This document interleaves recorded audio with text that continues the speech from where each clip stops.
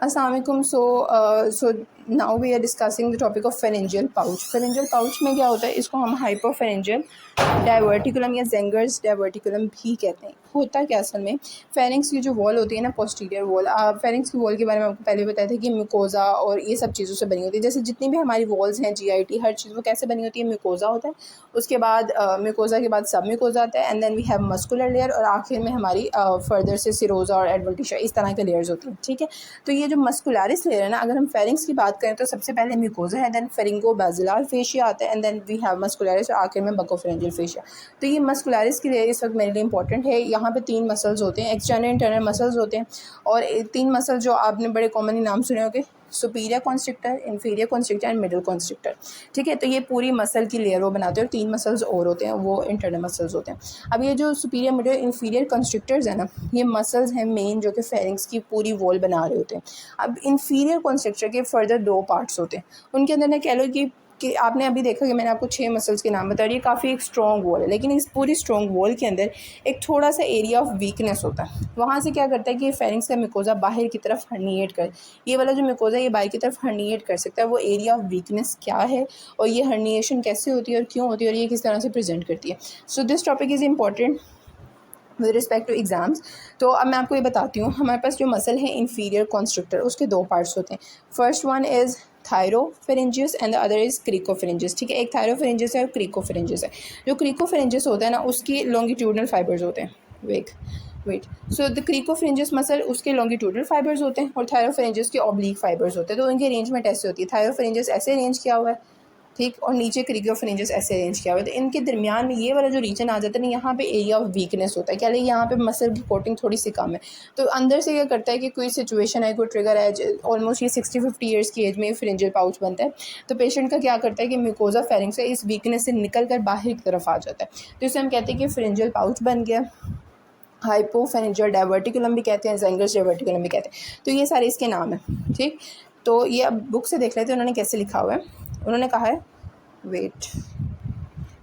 तो उन्होंने कहा है कि pharyngeal pouch also called hypopharyngeal diverticulum और Zenker's diverticulum is a pulsion diverticulum where pharyngeal mucosa herniates through Killian's dehiscence. ये जो एरिया ऑफ वीकनेस का वर्ड मैं बोल रही हूँ, उसके लिए प्रॉपर टर्म है, दैट इज किलियंस डिहेसेंस। यहाँ से वो बाहर आ जाता है। क्या बाहर आता है, म्यूकोजा ऑफ द फेरिंग्स। ये किलियंस डिहेसेंस क्या है, this is a weak area between 2 parts of inferior constrictor, thyropharyngeus and cricopharyngeus. Thyropharyngeus के ऑब्लिक फाइबर्स हैं, क्रिकोफेरेंजियस के लॉन्गिट्यूडनल, इनके दरमियान एरिया ऑफ वीकनेस है, that is known as Killian's dehiscence. यहाँ से म्यूकोजा ऑफ द फेरिंग्स बाहर आ सकता है, जिस is known as pharyngeal pouch. तो ये बस इतनी सी बात है, इसमें मतलब ज़्यादा सारे टर्म्स है, बंदा कंफ्यूज हो जाता है, but it is actually very easy. तो ये आप फिर से देखिए, थायरोफेरेंजियस के ऑब्लिक फाइबर्स हैं, क्रिकोफेरेंजियस के लॉन्गिट्यूडनल फाइबर्स है, इनके दरमियान ये किलियंस डिहेसेंस है, और आगे म्यूकोजा है। ठीक है, मस्कुलरिस के आगे फेरिंगो बेसिलर फेशिया होता है, उसके आगे म्यूकोजा की लेयर होती है, तो वो सारा म्यूकोजा बाहर की तरफ हर्निएट कर सकता है। एटियोलॉजी उसने कहा कि हमें कुछ खास खुद नहीं पता, अराउंड क्रिकोफेरेंजियल एक मसल होता है कि क्या पता वो इन्वॉल्व हो इसके अंदर, लेकिन हमें प्रॉपर्ली खुद नहीं पता। मोस्टली ये 60 साल के पेशेंट्स के अंदर नज़र आता है। पहले क्या होता है कि हर्निएशन मोस्टली क्या हो रही होती है, देखिए आप एनाटमी समझें। दिस इज़ फेरिंग्स, फेरिंग्स के नीचे क्या है, ईसोफेगस। इस लेवल पर आके क्रिकोफेरेंजियस मसल होता है, यहाँ पे ईसोफेगस की कॉन्स्ट्रिक्शन आती है, ऑलमोस्ट C6 का ये लेवल होता है, वो कॉन्स्ट्रिक्शन आती है, नीचे से ईसोफेगस कंटिन्यू हो जाता है। अभी जो फेरिंग्स है, इसकी वॉल की हम बात करें, इसकी वॉल हाँ, तो हम फेरिंग्स की वॉल की बात करें। अब इस वॉल के अंदर मैंने आपको बताया कि लेयर्स होती हैं। First layer is mucosa, then we have pharyngobasilar fascia, muscularis, और फिर आखिर में आ जाती है बकोफेरेंजियल फेशिया। इस वॉल के अंदर इस लेवल पर ऑलमोस्ट एक कॉन्स्ट्रिक्शन। ठीक है, ये ऊपर तो फेरिंग्स है नहीं, ये सारा हाइपोफेरिंग्स है, इसके आगे लाइनिंग्स है, तो आपको समझ आ रही होगी। सो ये एक वीकनेस है। यहाँ से क्या करता है, ये म्यूकोजा और फेरिंग्स की लेना, इसका कलर डिफरेंट कर देते हैं ताकि आपको समझ आ जाए। सो रेड वन हमारा म्यूकोजा है और येलो से वीकनेस है। तो ये म्यूकोजा क्या कर सकता है, किसी सिचुएशन से, unknown etiology, we don't know about the etiology, किसी रीज़न से ये म्यूकोजा बाहर की तरफ हर्निएट कर सकता है। अब ये हर्निएट करके ऐसे नीचे की तरफ आता है। ठीक है, इतना ज़्यादा इसकी हर्निएशन होती है। मोस्टली ये बिल्कुल ईसोफेगस के पीछे जाके मिड लाइन में लाई कर रहा होता है। अगर आप इसको पीछे से देखें तो आपको नजर आएगा कि ईसोफेगस के पीछे ऐसे इतना सारा हर्निया पड़ा हुआ। ये देखें, ये पोस्टीरियर व्यू है, दिस इज ईसोफेगस, और नीचे से ऊपर फेरिंग्स है। तो ये पहले जब ये म्यूकोजा निकल के आता है तो ये बिल्कुल सेंटर में ऐसे लाई कर रहा होता है। बाद में क्या होता है कि ये थोड़ा लेफ्ट साइड पर शिफ्ट हो जाता है। तो ये उसने कहा है,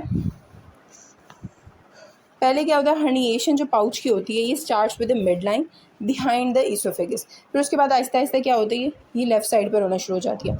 और ईसोफेगस की जो ओपनिंग होती है ना, ये फेरिंग्स ऊपर और ये ईसोफेगस होता है। ईसोफेगस की ओपनिंग और इसका जो माउथ होता है, ये माउथ ऑफ दिस पाउच वो वाइडर होता है, ईसोफेगस की ओपनिंग कम होती है।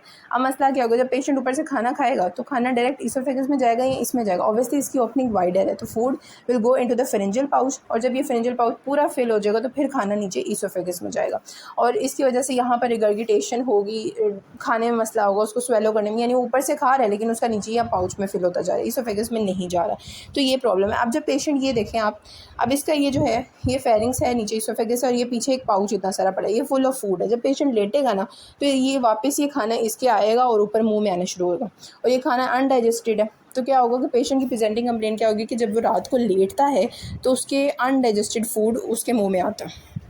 रिगर्गिटेशन ऑफ अनडाइजेस्टेड फूड्स के अंदर, जैसे कि मैंने आपको बताया कि पेशेंट को रात को जब वो लेटेगा तो अनडाइजेस्टेड फूड उसके मुंह में आएगा, ठीक है, रिगर्गिटेशन ऑफ अनडाइजेस्टेड फूड होगी। उसके अलावा जैसे कि आप ये इमेजरी फिर से देखें, ये ईसोफेगस है, उसके पीछे इतना बड़ा पाउच पड़ा हुआ है, अब ये फिल होता जा रहा है फूड से, ईसोफेगस खाली, तो ये क्या करेगी, ईसोफेगस आपको पता होगा वो बिल्कुल, ट्रेकिया तो ओपन होता है ना, हर वक्त ओपन होता है, ईसोफेगस हर वक्त ओपन नहीं होती, वो तभी ओपन होती है जब उसमें खाना जाता है। तो जब ये हर वक्त ओपन नहीं होगी तो ये जो पाउच है ये इसको पुश कर देगा और ये बंद हो सकती है, जिसकी वजह से उसको स्वेलो करने में मसला होगा, उसको डिस्फेजिया होगा। तो आपको समझ आए कि डिस्फेजिया कैसे हो रहा है। ईसोफेगस तो आप कहेंगे नॉर्मल है, लेकिन वो नॉर्मल नहीं है, जो सारा खाना पाउच में जा रहा है, पाउच उसको कंप्रेस कर रहा है, जिसकी वजह से ईसोफेगस भी प्रॉपर खुल नहीं रही।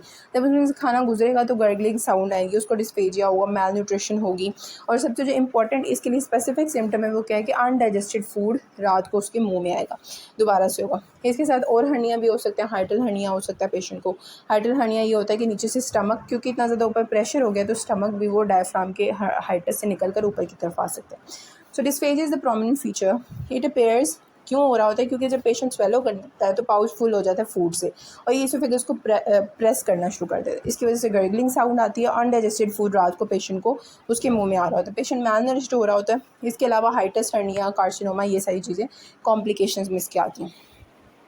डायग्नोसिस आप बेरियम स्वेलो कराएंगे और उसका एक्सरे करा लेंगे, उसमें आपको पाउच नज़र आ जाएगा। ऊपर डायग्राम बल्कि नीचे है, दिस इज़ अ डायग्राम। ये आप डायग्राम में आपको ज़ेंगर्स डायवर्टिकुलम ईसोफेगस के पीछे एक पाउच पड़ा होता है जो कि पहले मिड लाइन में होता है लेकिन बाद में थोड़ा लेफ्ट साइड पर हो जाता है। देखिए आप लेफ्ट साइड पर उसकी deviation, this is the right side, ये राइट साइड है, लेफ्ट साइड पे थोड़ा सा पाउच डेविएशन है। बेरियम स्वेलो पे आपको इजीली दिख जाएगा। ये आपने याद रखना है कि जितनी भी अभी तक हमने हाइपोफेरिंक्स ईसोफेगस के पढ़ी है ना चीज़ें, उसमें बेरियम स्वेलो लाजमी कराना है। सीटी एमआरआई वगैरह इतना ज़रूरी होता है, लेकिन बेरियम स्वेलो ज़रूर कराना। सीटी एमआरआई सिर्फ तब कराना है जब कोई ट्यूमर है, कैंसर है, तो आप उसका एक्सटेंट देखें ईसोफेगस और हाइपोफेरिंक्स के मसलों में।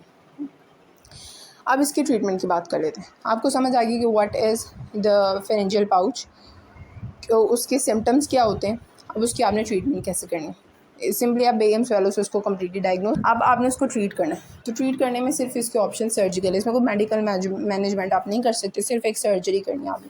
सर्जरी की फिर आगे से 3 ऑप्शन है हमारे पास, excision of the pouch and cricopharyngeal myotomy, Dohlman's procedure, endoscopic laser treatment. Excision of the pouch and cricopharyngeal myotomy, इसमें क्या होता है कि आप सर्वाइकल अप्रोच यानी पीछे से आप जाते हैं, वर्टिब्रा वगैरह उस साइड से सारा, और हम क्या करते हैं कि हम पाउच को रिमूव कर देते हैं। पीछे से आपके पाउच आ जाएगा ना, पाउच को आपने इस मतलब व्यू वो उस लेवल पर इंसिजन दी जहाँ से आपको आइडिया होगा कि पाउच होगा लेफ्ट साइड पर, और पाउच को हमने एक्सपोज किया और उसको हमने क्या कर दिया, रिमूव कर दिया।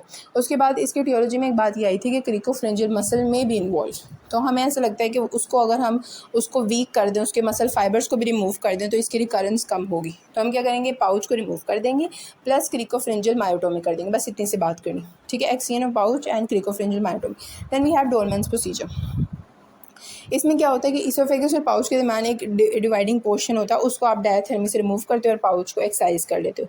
अगर आप डायथर्मी नहीं करें, डायथर्मी यानी हीट देकर, अगर आप उससे नहीं करें तो आप CO2 लेज़र से भी कर सकते हैं, तो उसको एंडोस्कोपिक लेज़र ट्रीटमेंट करेंगे। अगर डायथर्मी से वही बात करेंगे तो डोलमेंस प्रोसीजर होगा। And this is about the treatment of pharyngeal pouch.